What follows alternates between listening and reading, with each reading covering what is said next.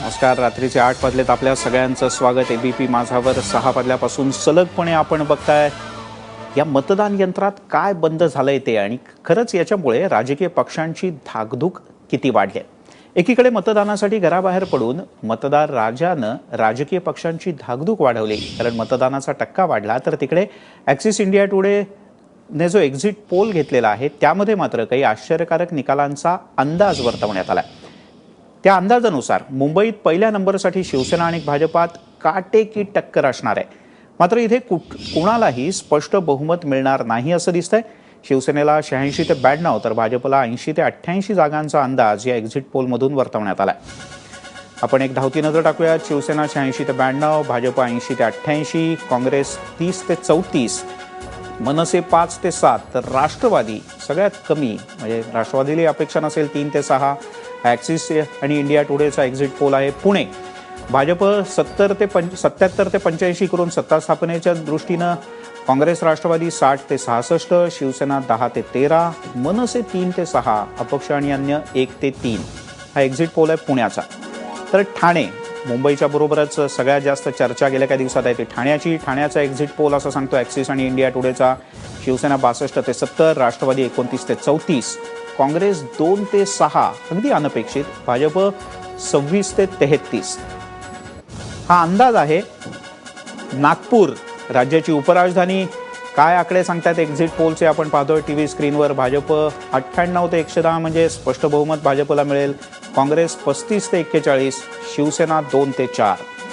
अशा प्रकारचा ॲक्सिस आणि इंडिया टुडेचा हा एक्झिट पोल आहे. आणि याच विषयावर सविस्तरपणे बातचीत करण्यासाठी, आणि आता मतदान झालेलं आहे, सगळं काही आहे मतदारांचं ते मतदान यंत्रात बंद झालं आहे, त्यामुळे मोकळेपणानं मत नोंदवण्यासाठी आपल्याबरोबर विविध राजकीय पक्षांचे प्रमुख आहेत. भाजपचे प्रवक्ते माधव भंडारी आहेत, शिवसेनेच्या प्रवक्ते आमदार नीलमताई गोऱ्हे आहेत, यासोबतच सचिन सावंत आहेत काँग्रेसचे प्रवक्ते. 3 मान्यवर पत्रकार आहेत आपल्यासोबत. मिलिंद बल्लाळ आहेत, सोपान मोंगाणे आहेत, ठाण्यातले ज्येष्ठ पत्रकार आहेत, यासोबतच अभय देशपांडे आहेत, राजकीय विश्लेषक आहेत आपल्यासोबत. आपल्या सगळ्यांचं स्वागत. सगळ्यात सुरुवातीला अर्थातच राज्यात एकाच महानगरपालिकेची सगळ्यात जास्त चर्चा सुरुवातीपासून आज तागा आहेत आणि खरं तर महिना अखेरपर्यंत रंगणार आहे, ती म्हणजे मुंबई महानगरपालिकेचं काय होणार. नीलमताई, जे आकडे एक्झिट पोलमधनं दिसत आहेत, काय वाटतंय तुम्हाला? हे आकडे असेच असू शकतात? या आकड्यांमध्ये 5-10% कमी जास्त असू शकतात? तुमचा स्वतःचा काय अंदाज आहे, पक्षाचा काय अंदाज आहे? एक तर पहिली गोष्ट म्हणजे आम्ही काय असं आतापर्यंत 100च्या वर आमच्या जागा असतील अशा पद्धतीचं मांडलेलं असलं तरी सुद्धा अमुक एक संख्या अशी काय आम्ही जाहीर केलेली नाही आहे. परंतु आम्हाला स्पष्ट बहुमत मिळेल आणि त्याच्यामध्ये कुठली अडचण येणार नाही अशा प्रकारचा आमचा आत्मविश्वास आहे. एक्झिट पोलची चौकट धरून आपण चर्चा करतोय म्हटल्यावरती त्याला खूप मर्यादा येत आहेत असं मला स्वतःला वाटतं. तुमचं मत सांगा ना. एक्झिट पोल हा फक्त एक संदर्भ करताय, तुम्हाला काय वाटतं ते सांगा. मला त्याच्यात असं वाटतं की 2014ची निवडणूक आणि आता 2017ची निवडणूक, त्याच्यामध्ये आधीची लोकसभा आणि आताची महानगरपालिका, याच्यामध्ये काही संक्रमण किंवा क्रिटिकल मास ऑफ पीपल, लोकांचे राजकीय समूह जे असतात त्यांच्यामध्ये 2 बदल महत्त्वाचे घडलेले आहेत की ज्याचं प्रतिबिंब महाराष्ट्रामध्ये निश्चितपणाने पडलेलं दिसेल. त्याच्यामध्ये एक मला स्वतःला असं वाटतं की मोठ्या प्रमाणामध्ये म्हणजे मुंबईमध्ये मला चित्र दिसलं की मुस्लिम समाज नक्की कुठे मतदान करणार आहे याच्यावरती पण थोड्या गोष्टी अवलंबून आहेत. कारण लोकसभेच्या वेळेला, विधानसभेच्या वेळेला मुस्लिम समाजांनी विधानसभेच्या वेळेला विभाजित होऊन मतदान केलेलं होतं. त्याच्याशिवाय काँग्रेसचा एवढा पराभव होऊ शकला नसता. आणि 2014च्या लोकसभा निवडणुकीमध्ये काही प्रमाणामध्ये भाजप आमच्या ते एनडीए आघाडीला मतदान केलेलं होतं. दुसरं मला स्वतःला असं वाटतं की मराठा मोर्चा मतदार सुद्धा तुमच्याकडे काही प्रमाणात आले, काही प्रमाणात आलाय असं मला वाटतं. असं मी चित्र जे काही पाहिलं त्याच्यात मला असं वाटतं. मराठा मोर्चाचा सुद्धा शिवसेनेला फायदा झाला. नाही, फायदा असं इतकं म्हणजे तुला घाई असेल तर मी थांबवते माझं विश्लेषण. कारण काय आपण विश्लेषणाला बसलोय असं माझी समजूत होती. मराठा मोर्चाचा जो विषय आहे तो खरं तर सर्वच पक्षांनी त्या विषयाला पाठिंबा दिलेला आहे, मराठा आरक्षण. पण आम्ही पण कधी राजकीय फायदा घ्यायचा काही प्रयत्न केलेला नाही. परंतु मराठा मोर्चाने मोठ्या प्रमाणात भाजपला मतदान करू नका असं करून हे गाजरांचं आंदोलन वगैरे त्यांनी त्याच्यात पुढाकार घेतलेला आहे. आणि त्यामुळे तो सुद्धा परिणाम जिल्हा परिषदांमध्ये आणि ग्रामीण भागात आपल्याला झालेला दिसेल असं मला वाटतंय. त्यांचा जो परिणाम आहे तो आणि बाकीच्या गोष्टींवरती आपण बोलूच या निश्चित. नीलमताईंचं म्हणणं आहे की आकड्यात त्या अडकणार नाहीत, शिवसेनेला आकड्यात अडकायचं नाही तुर्तास. भंडारी सर, काय वाटतंय तुम्हाला? आकडे एक संदर्भा करता, कारण हा काय एबीपी माझाचा एक्झिट पोल नाहीये, हा इंडिया टुडे आणि ॲक्सिसचा एक्झिट पोल आहे, पण तरी एक संदर्भ करता म्हणून आकडे घेतले. तुमचा स्वतःचा किंवा पक्षाचा अंदाज काय? आमचा अंदाज असा आहे की आम्ही मुंबई, पुण्यामध्ये, नागपूरमध्ये, नाशिकमध्ये क्रमांक 1 वरती राहू. आणि आत्ता जे मतदानाची आकडेवारी आली आहे ती बघितल्यानंतर अधिक हे चित्र स्पष्ट होऊ शकेल. यावेळेला पहिल्यांदा मुंबईमध्ये गेल्या 25 वर्षात झालं नाही एवढं मतदान महापालिकेसाठी झालंय. 1992 मध्ये 49% मतदान झालं होतं. आत्ता जवळजवळ हे 53-54% जाईल असं आत्ताचं चित्र आहे. अजून अंतिम आकडेवारी आपल्या हातात आली नाही, पण तरी 53-54 पर्यंत जाईल असं एकंदर अंदाज आहे. आणि हे जर 53-54% गेलं तर लोकसभा आणि विधानसभेपासून जी टक्केवारीची एक परंपरा सुरू झाली तीच इथे कायम राहते असं दिसतंय. कारण लोकसभेला सुद्धा 54% आसपास मतदान झालं होतं, विधानसभेला 53% वर झालं होतं. आणि त्यामुळे लोकसभा विधानसभेपासून जो एक कल मुंबईतल्या मतदारांचा आहे, एक पद्धत त्यांच्या मतदानाची आहे, तीच बहुधा पुढे चालू राहील असं आत्ताचं वातावरण आहे. आणि त्याचा फायदा हा जास्तीत जास्त भाजपला स्पष्ट बहुमत मिळेल, जे आशिष शेलार काही वेळापूर्वी म्हणाले? निश्चितपणे आम्हाला चांगलं यश मिळेल. बहुमत नाही, बहुमताचा जो मुद्दा आहे त्याचं चित्र उद्या स्पष्ट होणार आहे. उगाच त्याच्याबद्दल आता काही भाष्य करावं असं मला वाटत नाही. ठीक आहे. आपल्याबरोबर नाही, नाशिककडे बोलूयात ना आपण. नाशिक आणि पुण्याकडेही येऊयात आपण. आपल्यासोबत विद्याताई चव्हाण आहेत, राष्ट्रवादी काँग्रेसच्या प्रवक्त्या आणि आमदार. विद्याताई, स्वागत तुमचं चर्चेमध्ये. सचिनजी, काय वाटतं मुंबईचा विचार करता? आणि थोडंसं ठाण्याकडे आपण नंतर बोलूयात, पण तुम्हाला असं वाटतं की हे अपेक्षित आहे? म्हणजे ज्या पद्धतीचे वादविवाद काँग्रेसमध्ये रंगले, ज्या पद्धतीचे आरोप प्रत्यारोप काँग्रेसमध्ये रंगले, तरी सुद्धा त्या मानानं काँग्रेसला मुंबईकरांनी चांगल्यापैकी साथ दिल्याचं आत्ता तरी एक्झिट पोलच्या प्राथमिक आकड्यांवरनं वाटतंय. नाही, आता मी अनेक एक्झिट पोल त्या ठिकाणी पाहिलेले आहेत की त्यांनी जी आकडेवारी दिली आणि जी खरी आकडेवारी आली निवडणुकांच्या निकालाच्या दिवशी, त्यामध्ये बरंच अंतर राहिलेलं हे मी अनेकदा पाहिलेलं आहे. त्यामुळे ही आकडेवारी देखील भविष्यामध्ये 2 दिवसांनी जेव्हा आपण 23 तारखेला बसू त्यावेळेला ही प्रचंड बदललेली दिसेल, ह्याच्यात काही शंका आमच्या मनामध्ये नाही. निश्चितपणे लोकांचा तशा तऱ्हेचा एक समज होणं, लोकांच्यापेक्षा माध्यमांचा समज होणं हे अभिप्रेत आहे. याचं कारण असं की काँग्रेसची एकंदर जे प्रचार राहिलेला आहे तो दिखाव्याचा प्रचार निश्चितपणे नव्हता. कारण एके ठिकाणी भारतीय जनता पक्षाचं 500 कोटीचं कॅम्पेन असेल आणि आमचं 5 कोटीचं असेल, परंतु आमचा जो कोर बेस आहे, आम्ही जी लढत लढलो ती कार्यकर्त्यांच्या जीवावरती आणि आमच्या त्या ठिकाणी उमेदवारांचे अतिशय चांगले उमेदवार आम्ही ठिकठिकाणी दिलेले आहेत.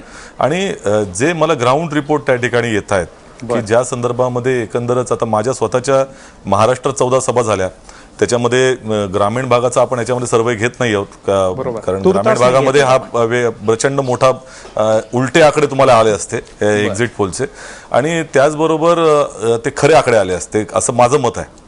बाकीचं मत वेगळं असू शकेल. परंतु या पर्टिक्युलर जे महानगरपालिकांचा विषय घेतला तुम्ही, तर निश्चितपणे अनेक ठिकाणी म्हणजे आमचे जे उमेदवार आहेत त्यांचा अतिशय फार चांगला आत्मविश्वास आहे की ते निवडून येत आहेत. आणि हे निश्चितपणे चित्र जे आहे ते तुम्हाला 23 तारखेला बदललेलं दिसेल. म्हणजे मगाशी संजय निरुपम जे एबीपी माझाशी बोलताना बोलून गेले, त्यातही तुम्हाला तथ्य वाटतंय की हे खरं तर संजय निरुपम यांच्या विरोधातलं खरं तर बऱ्यापैकी कॅम्पेन झालं, एकटे पडले होते संजय निरुपम, आणि तरी हा एवढा फायदा म्हणजे काँग्रेस करता मोठी गोष्ट आहे. सचिनजी, नाही, मी तुम्हाला मगाशी सांगितलं की आज म्हणजे जे आम्ही या ठिकाणी लढत लढलेलो आहोत, आमच्याकडे आम्ही काही आर्थिक दृष्टिकोनातून भारतीय जनता पक्ष म्हणजे ही रईस आणि गरिबाची, म्हणजे काय म्हणतात त्याला, अमीर गरिबाची लढाई होती. परंतु निश्चितपणे आमचे उमेदवार जे लढलेत, आमचे कार्यकर्ते लढलेले आहेत आणि आमच्या कार्यकर्त्यांवरती, उमेदवारांवरती आमचा विश्वास आहे आणि निश्चितपणे एक चांगलं यश महानगरपालिकांना मिळेल. आणि जिल्हा परिषदांमध्ये तर आम्ही त्या ठिकाणी फारच उजवे राहू याचा आमच्या मनामध्ये शंका. बरं, आपण विद्याताईंच्याकडे जाऊयात. विद्याताई, तुम्ही आणि नीलमताई अशा दोघी जणी आहात की ज्या महिलांचा राजकारणातला चेहरा आहात आणि तुम्ही तुमच्या परीने तुम्ही खूप ॲक्टिव्ह आणि ॲग्रेसिव्ह असता. मात्र जे शरद पवार यांनी एबीपी माझाशी बोलताना मुलाखतीत मान्य केलं की मुंबईत आमची स्थिती खरंच चांगली नाही, मुंबईत आम्हाला खूप लक्ष देण्याची गरज आहे, आणि तेच ॲक्सिस आणि इंडिया टुडेच्या पोलमध्ये समोर येत आहे की 2 आकडी जागासुद्धा राष्ट्रवादी काँग्रेसला गाठता येतील असं दिसत नाही आहे. काय सांगाल विद्या? नाही, मला तर राष्ट्रवादीच्या बाबतीत जो दाखवला आहे ते 6 आणि 3 आकडा वगैरे म्हणजे मला अत्यंत हास्यास्पद वाटते. पवारसाहेब जरी बोलत असले की राष्ट्रवादीत मुंबईकडे लक्ष द्यायला पाहिजे, ती बाब खरी आहे, परंतु दिलेलं नाही असं नाही आहे. आता ह्या 2-3 वर्षापासून राष्ट्रवादीने पण खूप मुंबईमध्ये खूप चांगल्या प्रकारे तयारी केलेली आहे गेले 5 वर्षापासूनच. आणि खास करून आमचा जो विभाग आहे दिंडोशी वगैरे, तिथे राष्ट्रवादीला म्हणजे खूप चांगल्या सीट्स मिळण्याची शक्यता आहे, कारण मी आत्ता तिथूनच आलेले आहे. गेले 15-20 दिवस, 2 महिने आम्ही खूप तिथे मेहनत घेतलेली आहे. अनेक वर्ष आम्ही करतच असतो कामं, पण लोकांचा जो पाठिंबा मिळतो तो आपल्याला जो प्रत्यक्ष दिसत असतो. म्हणजे एक्झिट पोल तुमचं काय 2-3% लोकांपर्यंत तुम्ही पोहोचत असाल, पण आम्ही 100% जनतेपर्यंत पोहोचत असतो आणि त्याच्यातनं तो लोकांचा तुमचे आणि काँग्रेसचे आकडे विरुद्ध असतील असं वाटतंय तुम्हाला? नाही, काँग्रेस निश्चितच, म्हणजे इथे तुम्ही जो दाखवताय काँग्रेसला खूपच कमी आकडे दाखवताय. काँग्रेसला ह्याच्यापेक्षा खूप जास्ती सीट्स मला वाटतं आता सुद्धा आहेत आणि तो आकडा वाढेल, कमी होणार नाही. कारण राष्ट्रवादीचा मी आता तुम्हाला तेवढ्या आकड्यात तुम्हाला सांगू नाही शकणार आहे नक्की, परंतु भाजपकडे जो म्हणजे आता मराठी वोटर जो आहे तो शिवसेना आणि मनसेकडे हे होतो, आता तो मनसेकडचाही शिवसेनेकडे वळलेला दिसेल आपल्याला. परंतु काँग्रेसकडे खूप मोठ्या प्रमाणात, म्हणजे आपण जे दाखवतोय की तो भाजपकडे वळेल, तो भाजपकडे न वळता तो काँग्रेस राष्ट्रवादीकडे वळण्याची शक्यता आहे. कारण गेले 2-2.5-3 वर्षामध्ये केंद्र सरकारने म्हणजे मोदी सरकारने जी आश्वासनं दिली होती ती आता अत्यंत फेकू असंच त्यांची एक इमेज तयार झालेली आहे आणि कुठलंच काही खरं नाहीये. त्यामुळे लोकांचा विश्वास आता कमी होत आपल्याला त्या आकड्यांमधून कळेल. बरोबर आहे. एक माधव भंडारींची थोडक्यात प्रतिक्रिया घेऊयात याच्यावर. पुन्हा एकदा फेकू हा शब्द या निवडणुकांमधला चर्चेत आता पुन्हा एकदा आला. कसं आहे की आपण राजकीय वास्तव समजून घ्यायचंच नाही असं एकदा ठरवलं की मग असल्या निरर्थक शब्दांचा आधार घ्यावा लागतो. मुळामध्ये देशातल्या वेगवेगळ्या निवडणुकांमध्ये, आत्तासुद्धा झालेल्या निवडणुकांमध्ये आणि महाराष्ट्रात झालेल्या नगरपालिकांच्या निवडणुकांमध्ये एक चित्र खूप स्पष्टपणे समोर आलं आहे आणि त्याच्यामध्ये काँग्रेस, राष्ट्रवादी काँग्रेसला मतदार सातत्याने नाकारतायत हेही समोर आलेलं आहे. मुंबईच्या निवडणुकीमध्ये आणि आता या महापालिका, जिल्हा परिषदांच्या निवडणुकांमध्ये सुद्धा आपल्याला हे चित्र याच पद्धतीने दिसेल. आणि पंतप्रधानांबद्दल, मुख्यमंत्र्यांबद्दल, महाराष्ट्राच्या मुख्यमंत्र्यांबद्दल जनतेच्या मनामध्ये एक विश्वास आहे, आकर्षण आहे आणि त्यांच्या नेतृत्वावरती विश्वास व्यक्त करणाऱ्या मतदारांची, जनतेची संख्या खूप मोठी आहे. आपण सविस्तरपणे येऊयात, कारण या म्हणजे आश्वासनं किती खरी किती खोटी, फेकू आहेत का, नीलमताईंनी गाजर दाखवण्याच्या आंदोलनाचाही उल्लेख केला जे वेगवेगळ्या ठिकाणी झालं, त्याच्यावर आपण पुन्हा एकदा येऊयात. मात्र या सगळ्या राजकीय पक्षांच्या नेत्यांनी, प्रवक्त्यांनी काहीशी बचावात्मक भूमिका आतापर्यंत घेतल्याचं आपल्याला दिसलं. म्हणूनच आपण राजकीय विश्लेषकांकडे बोलूयात आणि थेट याची चिरफाड करण्याचा प्रयत्न करूयात की काय याच्यातलं वास्तव आहे, कौन कितना पानी में है. सुरुवातीला जाऊयात मिलिंद बल्लाळांच्याकडे. मिलिंदजी, काय तुम्हाला वाटतंय, मुंबईचे हे आकडे, हे एबीपी माझाचं सर्वेक्षण नाही, पण तरीही तुमचा अंदाज काय असू शकतं? या सगळ्या नेत्यांच्या विश्लेषणातून असं वाटतं की सगळेजण हे आकडे बघून थोडेसे सावध आहेत की थांबा, आत्ताच जरा आकड्यांच्या जवळ जायला नको. काय सांगाल? मला स्वतःला असं वाटतं की जो काही एक्झिट पोलचा आता आलेला आहे बाहेर, साधारणपणे हेच आकडे पत्रकारांमध्ये सुद्धा चर्चेला जात होते. म्हणजे यात काही असं फारसा फरक येईल असं स्वतः पत्रकारांना वाटत नाही आहे. ठाण्याचं जर तुम्ही म्हणाल तर हा एक्झिट पोल जो सांगतोय तसंच एक अंदाज मुख्यमंत्री स्वतः त्यांनी वर्तवलेला होता. त्याच्यामुळे खरं म्हटलं तर एक्झिट पोलवर शिक्कामोर्तब मुख्यमंत्र्यांनीच केलेलं आहे असं सुद्धा म्हणायला आपल्याला वाव आहे. मुंबईमध्ये कम्पॅरेटिव्हली भाजपने ज्या पद्धतीचा अटॅक शिवसेनेवर केला त्या मानाने त्यांना जे मिळालेले यश आहे ते अपेक्षित होतं.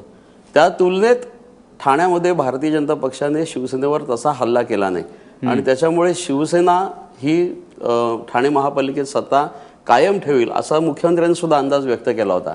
एक आणखीन महत्त्वाची गोष्ट अशी आहे की ठाण्यामध्ये गेल्या निवडणुकीत साधारणपणे 53% मतदान झालं होतं आणि आता साधारणपणे 59 ते 60% होण्याची शक्यता आहे. जर हा 60%चा आपण फरक लक्षात घेतला तर तो 60%चा फरक हा जवळजवळ 80,000च्या घरात जातो. म्हणजे 80 ते 85,000 मतदान हे जास्ती झालेलं आहे आणि 30 प्रभाग आहेत.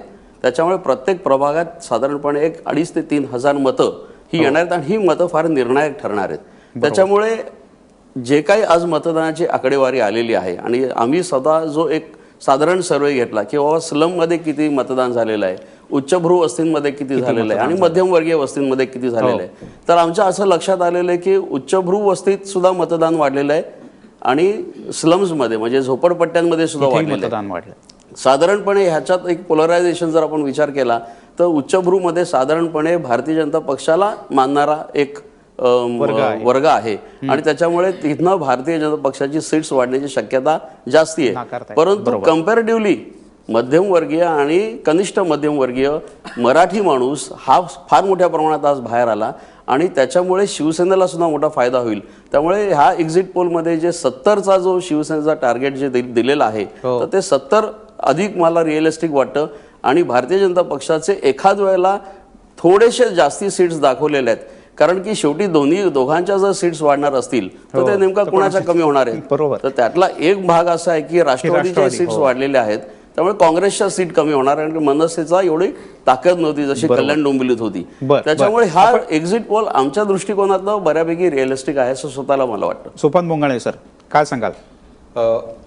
आता जसं मिलिंद की मुंबईमध्ये जे चित्र आहे ते आज आपल्याला प्राथमिक चित्र दिसतंय, परंतु बऱ्याच दिवसापासून ही आकडेवारी चर्चेली जात होतीच. परंतु आता जसं राजकीय नेत्यांनी सांगितलं वेगवेगळ्या पक्षांच्या, उदाहरणार्थ काँग्रेसने असं सांगितलं की आम्ही गरीब आहोत आणि श्रीमंतांच्या विरुद्ध आमची लढाई झाली वगैरे. सगळीकडेच काँग्रेस आहे, सगळीकडेच शिवसेना भाजप आहे. परंतु माझं असं म्हणणं आहे की 15 वर्ष महाराष्ट्रावर ह्यांची पण सत्ता होती, एकदम सत्ता गेल्याबरोबर हे गरीब कसे काय झाले हा एक मुळात प्रश्न आहे. नंतर आज खुद्द शरद पवारांनी मुंबईमध्ये मतदान केलं, ज्या मतदान केंद्रावर त्यांनी मतदान केलं तिथे राष्ट्रवादीचा उमेदवार पण नाही. म्हणजे पवारांनी आज कोणाला मत दिलं असेल याच्यावरती चर्चा होते आहे. पण मतदान म्हणजे असतं त्याच्यामुळे ते कळणार नाही आपल्याला. नाही म्हणजे चर्चा माध्यमातून चालू आहे की नेमकं तिथे राष्ट्रवादीचा उमेदवार नाही तर मग राष्ट्रवादीचे सर्वेसर्वा पवार साहेब यांनी कोणाला मत दिलं असेल. म्हणतात उमेदवार गायब कोणी केला हेही शोधलं पाहिजे. तर प्रश्न असा आहे की जिथे राष्ट्रवादीला सगळीकडे उमेदवार सुद्धा उभे करता येऊ नयेत तर अशा पक्षांनी असं आता बोलणं हे चुकीचं आहे मला असं वाटतं. काँग्रेस सारखा राष्ट्रीय पक्ष आज जी अवस्था त्या पक्षाची झाली आहे, मुंबई महापालिकेत शिवसेना आणि भाजप सत्तेमध्ये असताना तिथं जी विरोधी पक्षाची स्पेस होती ती स्पेस काँग्रेसने आणि राष्ट्रवादींनी का नाही घेतली? ती स्पेस तिथे भाजपने घेतली म्हणजे सत्तेत असून. आणि महाराष्ट्रावर सत्ता शिवसेना भाजपची असताना सुद्धा विरोधी पक्षाची स्पेस शिवसेना घेते ना की काँग्रेस आणि राष्ट्रवादी. काँग्रेस नेमकी कुठे आहे? मग हे जे फेल्युअर आहे हे काँग्रेसचं फेल्युअर आहे आणि सगळीकडेच आहे. ते उठून दिसतंय, अधोरेखित झालेलं आहे. बरोबर. आपल्यासोबत प्रभाकर नारकर आहेत, ज्येष्ठ राजकीय विश्लेषक. विद्यार्थी मी येतो तुमच्याकडे. मला माहिती आहे तुम्हाला त्याच अनुषंगाने बोलायचं ज्याचा उल्लेख सोपान बोंगाण यांनी केला. नारकरजी काय वाटतं तुम्हाला, एकूण सगळं चित्र पाहता जे काही आकडे येत आहेत त्यानुसार शिवसेना मुंबई आणि ठाण्यात नंबर 1 राहील आणि भाजप दोन्हीकडे नंबर 2 राहील? मुख्यतः आधी मुंबईबद्दल बोलेन. मुंबईचं म्हणजे एक्झिट पोल झालं आहे, मी थोडासा डिफर आहे त्यात. मला असं वाटतं की 70 ही कट ऑफ लाईन असेल की दोन्ही पक्षांकरता. हां, मी ती उलट्या अर्थाने म्हणजे एका अर्थी की सेना 70च्या खाली जाणार नाही आणि बीजेपी 70च्या वर सरकणार नाही असं माझा अंदाज आहे. मी मला जे काही काय त्याचं साधारण कारण वाटतं की तुम्हाला बीजेपी वर नाही सरकणार आणि सेना खालती नाही येणार? मराठी म्हणजे जो का एकतर या दोन्ही पक्षांनी काँग्रेसला ह्या स्टेजवरून बाजूला ढकलून दिलं होतं. त्यामुळे दोन्ही म्हणजे सत्ताधारी आणि विरोधक ह्या बाजू दोन्ही भूमिका त्यांनी बजावल्या आणि मराठी माणूस म्हणजे ॲग्रेसिव्हली यावेळेला सेनेच्या बाजूने गेला. म्हणजे मला वाटतं जे इतर पक्षांना मतं देणार होते, कदाचित ते काँग्रेसला देणार होते असेल किंवा इतर छोट्या पक्षांना मनसेचा सुद्धा, तर तो सेनेकडे सरकला आहे. त्यामुळे सेना एक नंबरवरती तरी राहीलच, पण बीजेपी मला वाटत नाही की 70च्या वरती जाईल. बरं. आणि ठाण्याच्या संदर्भात अगदी 2 ओळीत. ठाण्याचं म्हणजे मला तेवढं तपशिलात मी नाही सांगणार, पण ठाण्यात म्हणजे सेनेचं हे प्रभाव दिसतो आहे उघडपणाने तिथे आणि सेना तिथं सत्तेत येईल हे चित्र अगदी आधीपासूनच असं होतं. मी तेवढं इथं जसं ज्या प्रमाणात भाजप काटेकी टक्कर तसं तिकडे नाही. बरोबर. अभय काय वाटतंय म्हणजे हे सगळेजण का म्हणजे आकडा कोणीच का सांगायला तयार नाही राजकीय पक्ष म्हणजे शब्दात फसतील असं वाटतंय का आकडे हे फसवे असतील असं वाटतंय? नाही, आकडा कोणी एक्झिट पोलवर सांगणार नाही, कारण 2 दिवसानंतर ते स्पष्ट होणार आहे की अंदाज कोणाचे बरोबर आले चुकले, त्यामुळे आकड्यात कोणाला अडकायचं नसेल. पण एक स्पष्ट आहे या निवडणुकीमध्ये की विरोधी पक्षाची जी स्पेस होती ती भाजपाने या निवडणुकीमध्ये मोठ्या प्रमाणात व्यापली आहे. जरी शिवसेनेचा आलेख जरी खाली जाणार नसला तरी अन्य पक्षांची जी मतं आहेत ती आपल्याकडे वळवून आपला आलेख वर नेता येईल या दृष्टीने मला वाटतं की पूर्ण नियोजन भाजपने केलं होतं. एक साधारणतः मागच्या 10 वर्षातल्या म्हणजे एक 20 वर्षातल्या निवडणुका आपण घेतल्या तर असं एक लक्षात येईल की एक शिवसेना असेल, भाजप असेल किंवा नंतर आलेली मनसे असेल, यांचं एक साधारणतः 140 ते 160 वॉर्ड यांचं एवढं संख्याबळ होतं, त्यात कमी जास्त होत होते. परंतु हा जो ब्लॉक होता तो ब्लॉक आता वेगळं लढल्यामुळे कदाचित तो वाढण्याची शक्यता आहे आणि तो जर वाढला तर आपोआप बाकीच्या पक्षाचं संख्याबळ त्या मानाने कमी होतं. आता या निवडणुकीचा आपण विचार केला म्हणजे मागच्या लोकसभा निवडणूक, मागच्या महापालिकेच्या निवडणुकीत हे 2 पक्ष एकत्र लढले होते. त्यावेळेस त्यांना जेवढी मतं मिळाली होती त्याच्या दुप्पट मतं त्यांना लोकसभेत एकत्र लढून मिळाली आणि त्याच्याही दुप्पट मतं त्यांना विधानसभेत वेगळे लढून मिळाली. म्हणजे याचा अर्थ असा स्पष्ट होतो की ही 2 पक्ष ज्यावेळेस एकमेकासमोर मुख्य प्रतिस्पर्धी म्हणून उभे राहतात त्यावेळेस त्या फ्रेममधून बाकीचे जे छोटे पक्ष असतात किंवा अन्य पक्ष असतात ते बाजूला पडतात आणि फ्लोटिंग वोट्स जी असतात ती या 2 पक्षांकडे केंद्रित होतात आणि त्या दोन्ही पक्षांना त्याचा फायदा होतो. तोच फायदा या निवडणुकीमध्ये मिळेल. तर शिवसेनेला वाढण्याच्यासाठी मर्यादा होत्या कारण ते क्रमांक 1 वरच होते. परंतु आज भाजपाला इथे मोठा वाव मिळाला. त्यांना एवढं जो पक्ष 60 जागा लढवत होता 60-62 त्यांना एकदम 200 जागा लढवायची संधी मिळाली. स्वाभाविकच त्यांच्या जागा वाढणार आहेत. दुसरीकडे मनसेची ताकद कमी झालेली आहे त्यामुळे याचा परिणाम होईल. मतदान किती अंतिमता फायदा होईल तो सेना भाजपलाच होईल, नक्की होईल. आणि मतदानाची टक्केवारी वाढली आहे, त्यात वाढलेल्या मतांचा फायदा कोणाला होणार पण नक्की मतं किती वाढली आहेत हा अजून थोडासा मला वाटतं विचार करावा लागेल. कारण 11 लाख मतं कमी झाली असतील तर स्वाभाविकच टक्का वर जातो. म्हणजे मागच्या वेळेसपेक्षा मतं निश्चितपणे मतदान जास्ती झालेले, परंतु ते किती झालंय, किती टक्के आणि त्याचा काय परिणाम होईल ते काही फक्त एकाच पक्षासाठी मतदान वाढत नाही तर त्याचा काय परिणाम होईल मला वाटतं तो महत्वाचा विषय. पण म्हणजे ही 11 लाख आता जर तरला राजकारणात काही अर्थ नसतो, पण जर काही 10-11 लाख नावं जी नाहीयेत ती जर का असती आणि त्याच्यातल्या 50% लोकांनी मतदान केलं असतं तरी ही गणित आणखीन सगळी बिघडून गेली असती. हे असं आहे की ते 11 लाख मतदारामध्ये मागे याच्यापूर्वी ज्यावेळेस मतदार याद्यांचं रिव्हिजन झालं त्यावेळेस अनेक मोठ्या प्रमाणात नावं गळाली गेली, त्यावेळेस बराच किऑस झाला होता. परंतु तसा परिणाम यावेळेस जाणवला नाही कारण अनेक ठिकाणी दुबार नावं असतात, बरेचशी लोक तिकडे नसतात, ती नावं गळालेली असतात. त्यामुळे यावेळेस काही मतदारांना मतदानापासून वंचित राहावं लागलं. पण तेवढा आज तुम्ही जर बघितलं असेल मुंबईभरात तर त्याचं प्रमाण तेवढं नव्हतं जेवढं पूर्वीचे रिव्हिजन झालं त्यावेळेस होतं. त्यामुळे मला वाटतं की टक्का वाढण्याचं तेही एक कारण आहे. आणि ज्यावेळेस चुरशीच्या निवडणुका होतात त्यावेळेस स्वाभाविकपणे टक्का वाढतो आणि या निवडणुकीमध्ये चुरस निर्माण करण्यात यशस्वी झाले शिवसेना भाजप. आणि भाजपने 20 वर्ष म्हणजे भाजपाच्या सर्व मुख्यमंत्र्यांसह सर्व नेत्यांची भाषणं ऐकून मागचे 20 वर्ष महापालिकेत काँग्रेस आणि शिवसेना यांचीच युती होती आणि भाजप विरोधी पक्षात होता की काय असं चित्र निर्माण करण्यात ते यशस्वी झाले आणि त्याचा फायदा त्यांना होईल. नीलमताई, मी येतो तुमच्याकडे, मात्र अगदी एक छोटीशी प्रतिक्रिया प्रकाश पवारांची घेऊया. राजकीय विश्लेषक आणि राज्यशास्त्राचे अभ्यासक आहेत ते. मगाशी अभय देशपांडे यांनी उल्लेख केला की या दोन्ही पक्षांच्या आक्रमकतेत आणि आरोप प्रत्यारोपात अगदी मनसे काँग्रेस सारखे पक्ष सुद्धा छोटे होऊन गेले. तुम्ही कसं पाहता याकडे? मला असं वाटतं की हा जो सर्वे आहे तो शहरी भागावरती बेतलेला आहे आणि शहरी भागामध्ये पूर्वीपासूनच तसं पाहायला गेलं तर शिवसेना, भाजप आणि काँग्रेस या तिघांचाच प्रभाव होता. त्यामधून काँग्रेस फार बाजूला जाते हे एक वेगळं मत पुढे येताना दिसतंय. आणि असं जर असेल तर मला असं वाटतं की हा एक्झिट पोलमधला आकडा काही असेल परंतु फायनली काँग्रेसला फार मोठा शहरी भागात फटका बसतोय असं चित्र दिसतं की पाठीमागच्या आकडेवारींशी तुलना करता. बरोबर. नीलमताई आणि भंडारी सरांना मुद्दा मांडायचा आहे. नीलमताई, मला याच्यात एक सांगायचं आहे की आत्तापर्यंतच्या प्रचाराच्या सगळ्या एका अर्थाने गदारोळामध्ये काही मुद्दे जे दुर्लक्षित राहिले शिवसेनेच्या उमेदवारांबद्दल मुंबईतल्या, त्याच्यातल्या मला 2 छोट्या फॅक्ट सांगायचे आहेत की 227 जागांपैकी 114 जागा महिलांसाठी आरक्षण असताना सुद्धा 114च्या ऐवजी 127 महिला उमेदवारांना संधी आम्ही दिलेली आहे. त्यामुळे 50% आरक्षणाच्या ऐवजी 56% आरक्षण महिलांना शिवसेनेच्या यादीमध्ये आहे. जो SC आहेत त्याच्यापैकी एकूण 15 जागापैकी 8 महिला असायला पाहिजेत, तर तिथे 12 महिला आम्ही दिलेल्या आहेत. म्हणजे 80% महिला SC कॅटेगरीमधल्या शिवसेनेने उमेदवार दिलेले आहेत. OBC मध्ये 58 एकूण जागा आहेत, त्यापैकी 24 जागा असायला पाहिजेत महिला, तिथे आम्ही 30 महिला दिलेल्या आहेत. त्यामुळे OBC कॅटेगरीत सुद्धा महिलांना स्थान मिळालेलं आहे. आणि ST मध्ये 1 पुरुष आणि 1 महिला मिळालेला आहे. त्यामुळे त्याचखेरीज स्नेहल आंबेकर, तृष्णा विश्वासराव, अश्विनी मते, दीपा पाटील या महिला सर्वसाधारण गटातून लढत आहेत. आणि SC कॅटेगरीत सुद्धा सर्वसाधारण गटातून महिलांना उमेदवारी दिलेली. हे बरेच लोक विचारतात की आरक्षणाचं पुढे काय होणार, तर गुणवत्तेच्या शिवसेनेने त्याला न्याय आधारावर दिलेला आहे, गुणवत्तेच्या आधारावर. मगाशी अभय देशपांडे बोलत असताना भंडारी सरांना काही मुद्दा मांडायचा होता, तुम्ही असं हसत होतात थोडेसे. मला असं वाटलं की तुम्हाला काही मुद्दा मांडायचा त्यांच्या अनुषंगाने, की तुम्हीच दोघांनी सगळी स्पेस खाल्ली आणि बाकी कोणीच राहिलं नाही. तर ही जी तुमची रणनीती होती आधीची, तर तीच यशस्वी झाली. या सगळ्या निवडणुकीमध्ये कुठल्या पक्षाची रणनीती काय होती या चर्चेपेक्षा सुद्धा वेगवेगळ्या पक्षांचं अस्तित्व ज्या पद्धतीने निवडणुकीच्या रिंगणात जाणवायला हवं होतं ते किती जाणवलं हा प्रश्न आहे.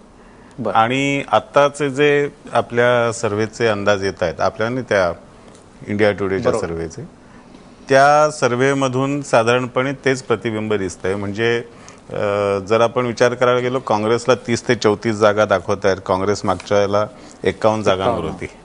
51 जागांवरून ते 30-34 जागांवर खाली येतील असं दिसतंय. राष्ट्रवादीकडे 14 जागा होत्या, त्या 14 जागांचे 2 डिजिट पण होत नाही, 2 डिजिट पण होत नाहीत असं दिसतंय. मनसेकडे जागा होत्या जवळजवळ 28 जागा होत्या, त्याही कमी होत आहेत. त्यामुळे या सगळ्या पक्षांच्या कमी होणाऱ्या जागा ह्या कुणाकडे जातील हा त्यातला एक चर्चेचा विषय स्वाभाविकपणे आहे. आणि दुसरा त्यातला मुद्दा असा आहे की जे वाढलेलं मतदान आहे गेल्या निवडणुकीमध्ये, म्हणजे मी सुरुवातीला जसं म्हणू की 25 वर्षातलं हे सगळ्यात जास्त मतदान आहे. आणि गेल्या निवडणुकीमध्ये 2012च्या निवडणुकीत 44% मतदान झालं होतं. आत्ता जवळजवळ 10% वाढ आहे. त्यातलं अगदी जरी अभय देशपांडे म्हणाल तसं 11 लाख मतदार कमी झाले, त्यामुळे काय झालं, पण मतदार जसे 11 लाख कमी झाले तसं एकूण मतदारांची संख्याही वाढलेली आहे. त्यामुळे शेवटी ते गोळाबेरीज एकच होत्या आणि त्यामुळे मतदान वाढलं ही वस्तुस्थिती आहे. आणि हे मतदान वाढण्याचं प्रमाण जे आहे, नवा मतदार बाहेर पडण्याचं प्रमाण जे आहे, त्याचा फायदा आतापर्यंत हा आम्हालाच झालेला दिसतो, आतापर्यंत दिसलेला आहे. आणि तो परिणाम याही निवडणुकीमध्ये जाणवेल असा आमचा अंदाज आहे. आणि आता आपण जाणार आहोत ठाण्यामध्ये. ठाण्यात शिवसेनेला एखादी सत्ता मिळण्याचा अंदाज हा ॲक्सिस आणि इंडिया टुडेच्या एक्झिट पोलमधनं समोर आलेला आहे. आपण ठाण्याच्या आकडेवारीवर नजर टाकली तर शिवसेना 62 ते 70, राष्ट्रवादी 29 ते 34, भाजपला 26 ते 33 जागा मिळतील. म्हणजेच शिवसेने सत्ता स्थापनेच्या दृष्टीने अधिक जवळ आहे असं समोर येत आहे. आणि या संदर्भातनं आपण या सगळ्या राजकीय पक्षांकडनं अगदी थोडक्यात सुरुवातीला जाणून घेऊयात आणि मग आपण बोलूयात पत्रकारांच्याकडे. आपण आधी पत्रकारांपासून सुरुवात करू, काही हरकत नाही ना, म्हणजे त्यांचा आकडा आपल्याला आधी अंदाज कळेल. हो खरं आहे, पण लोकांचं काय म्हणणं तेही आपल्याला या आकड्यांमधनं साधारणपणे एक्झिट पोलमधनं अंदाजात आलंय. मिलिंद बजावळे सर, तुम्हाला काय वाटतं, ठाण्यामध्ये शिवसेनेची एक हाती सत्ता येईल जे आकडे दिसतात त्यावरून? आतापर्यंत संपूर्ण इतिहास ठाण्याचा पाहिला म्हणजे 97च्या इलेक्शनपासून, तर शिवसेनेची एक हाती सत्ता इथे येत आलेली आहे. किंबहुना ही संपूर्णपणे शिवसेनेकडे जी संपूर्ण सत्ता जी महापालिकेची ठाण्याची राहिलेली आहे, याला कारणही तशी आहेत की एक पहिल्यापासून म्हणजे मुंबईची भगवा फडकण्याच्या अगोदर ठाण्यात तो फडकला होता. आणि शिवसेनेबरोबर एक इमोशनल नातं ठाणेकरांचं पहिल्यापासून आहे. म्हणजे एक नॅचरल चॉईस म्हणून शिवसेनेकडे बघितलं जातं. तो नॅचरल चॉईस तोडायचं काम खरं म्हटलं तर भारतीय जनता पक्षाने करायला पाहिजे होतं, परंतु तसं त्यांच्या हातनं झालं नाही. पण राष्ट्रवादीला एवढ्या जागा वाढताना का दिसत आहेत? राष्ट्रवादीचं इथे आहेच, म्हणजे किंबहुना शहरामध्ये नाही परंतु कळव्याच्या पुढे, म्हणजे आपण जो पुलापलीकडचं ठाणं जे म्हणतो, म्हणजे कळव्यापासून ते मुंब्रा कौसापर्यंत, तर इथे अल्पसंख्याक बहुल असा सगळा तो भाग आहे. आणि तिथे राष्ट्रवादी काँग्रेसचे आमदार जे आहेत जितेंद्र आव्हाड, त्यांचा तिथे प्रभाव बऱ्यापैकी असल्यामुळे तिथे साधारणपणे एक हाती सत्ता राष्ट्रवादी काँग्रेसची येत आलेली आहे. किंबहुना आनंद दिघे असताना सुद्धा त्या भागातनं शिवसेनेला, भारतीय जनता पक्षाला तर अजिबातच नाही, शिवसेनेला फार मोठ्या प्रमाणात तिथे यश कधी मिळालं नाही. बरोबर. थोडंसं यश दिवा भागात मिळालं, ते मनसेला मिळालं होतं. त्याच्यामुळे राष्ट्रवादी काँग्रेस हा निर्विवाद कळव्याच्या पुढे त्यांची तिथे सत्ता राहिलेली आहे. मनसे याही वेळेला खरं तर दिव्यावरतीच अधिक प्रमाणात अवलंबून आहे. मात्र दुसरीकडे बोंगाणे सर, सचिनजी मी येतो तुमच्याकडे, मात्र बोंगाणे सर, असं म्हणता येईल का हे धाडिष्ट्याचं ठरेल की शिवसेना आणि राष्ट्रवादीतलं हे काही वेळेला अप्रत्यक्षरित्या अंडरस्टँडिंग असतं? अशी चर्चा ठाण्यात बऱ्याचदा होते की अन्य ठाण्याकडे शिवसेनेने बघायचं, त्यांनी जिंकायला काही आम्हाला हरकत नाही, कळवा आणि मुंब्रा आम्हाला सोडून द्या, कारण सेना कधी या भागात जोर लावत नाही. नाही, अंडरस्टँडिंग असल्याचं काही कारण नाही आहे. मला असं वाटतं की तो जितेंद्र आव्हाड जे आमदार आहेत त्या परिसराचे, त्या मतदारसंघाचे, त्यांनी तो गेले 2 टर्ममध्ये तो मतदारसंघ बांधून ठेवलेला आहे आणि मुस्लिम बहुल तो मतदारसंघ असल्यामुळे तिथं नॅचरली राष्ट्रवादीचं कामही आहे आणि त्यामुळे त्यांना तिथे जागा मिळतात. बरोबर. परंतु आता जसं मिलिंद म्हणाला त्याच्याशी मी पूर्णपणे सहमत नाहीये, कारण 1986 पासूनचा जर निवडणुकांचा इतिहास पाहिला महापालिका झाल्यावरचा, तिथे आतापर्यंतच्या 6 निवडणुकांमध्ये सुद्धा शिवसेनेला एकहाती सत्ता आजपर्यंत कधीही मिळालेली नाही. उलट 1992 साली तिथे शिवसेनेला कमी जागा मिळाल्या होत्या आणि काँग्रेस पुढे गेली होती. आणि शिवसेनेला जास्तीत जास्त जागा आतापर्यंतच्या निवडणुकांमध्ये 2012ची जी निवडणूक झाली महापालिकेची, त्याच्यामध्ये 53 जागा मिळालेल्या आहेत. हा सगळा जर पूर्व इतिहास पाहिला आणि एक गोष्ट खरी आहे की ठाणे आणि शिवसेना हे एक वेगळं नातं आहे, भावनिक नातं आहे. त्याचं कारण बाळासाहेबांचा पहिला भगवा शिवसेनेचा ठाण्याच्या नगरपालिकेवर 1967 साली फडकला होता, मुंबईच्याही आधी. बरोबर. त्यामुळे नॅचरली तिथल्या शिवसैनिकांचं एक भावनिक नातं आहे शिवसेनेशी आणि ते नातं आजपर्यंत सांभाळलं गेलेलं आहे. इव्हन आनंद दिघेंच्या मृत्यूनंतर सुद्धा शिवसेनेला ज्या सहानुभूतीचा फायदा मिळेल असं त्यावेळेला आम्हालाही वाटलं होतं की शिवसेनेची एखादी सत्ता यावी यावेळेला, परंतु त्यावेळेला ती आली नव्हती. खरंय. त्यामुळे आता तशी सत्ता येणं मला तेवढं सोपं वाटत नाही. बरोबर. पण सचिनजी, मला याला जोडून तुम्हाला विचारायचं आहे की एकेकाळी काँग्रेसची फार बरी स्थिती इथे होती असं म्हटलं जातं आणि होती सुद्धा वास्तव्यात. म्हणजे मावळत्या महापालिकेमध्ये 13 जागा काँग्रेसच्या होत्या, आता 6-7. म्हणजे का बरं असं झालं असावं ठाण्यात काँग्रेस? 13 पेक्षा जास्त होते, त्यातले काही नगरसेवक निघून गेले होते, लक्षात घ्या. विषय मला मूलतः हा जो सर्वे आहे हा चुकीचा आहे याचं कारण तुम्हाला या दृष्टिकोनातून सांगायचं. याचं कारण असं की तुम्ही एक लक्षात घेतलं पाहिजे की ठाण्यामध्ये काँग्रेस आणि राष्ट्रवादी एकत्र निवडणूक लढवत होते, म्हणजे मुंबईसारखी परिस्थिती नव्हती. आणि मुंबईच्या पेक्षा ठाण्याची निवडणूक वेगळी, कारण प्रभागामध्ये निवडणूक लढली जाते. त्याच्यात अनेक प्रभागामध्ये 2 राष्ट्रवादीचे 2 काँग्रेसचे अशा तऱ्हेचं त्या ठिकाणी होतं. 66 आणि 54 अशा तऱ्हेचं त्या ठिकाणी समीकरण झालं होतं. म्हणजे राष्ट्रवादी काँग्रेस ही 66 जागांवर जवळपास लढली होती. तुम्ही जर 29 ते 34 म्हणाल तर 50% अधिक यश त्या ठिकाणी तुम्हाला मिळालेलं राष्ट्रवादीला जर दिसतंय, म्हणजे 55-60%पर्यंत. दुसरी गोष्ट अशी, ज्या तुम्ही इथं मुस्लिम मतदारसंघाचं म्हणताय कळवा मुंब्राच्या बाबतीमध्ये, त्यातही जे 9 प्रभाग 9 चौक 36 पैकी जवळपास 14 ते 15 प्रभाग काँग्रेस लढत होती, लक्षात घ्या. म्हणजे त्यातले 14-15 प्रभाग देखील काँग्रेस लढते. त्यामुळे तुम्ही ज्या तऱ्हेनं प्रमाण दाखवताय ते प्रमाण जर तुम्ही सरळ मानलत, योग्य मानलत राष्ट्रवादी करता, तर त्याच प्रमाणामध्ये काँग्रेसच्या जागा वाढल्या पाहिजेत हे लक्षात घेतलं. आपण तशी अपेक्षा करूया. अगदी एक थोडक्यात, अगदी 30 सेकंदातली एक प्रतिक्रिया विद्याताई, काय सांगाल ठाण्याबद्दल?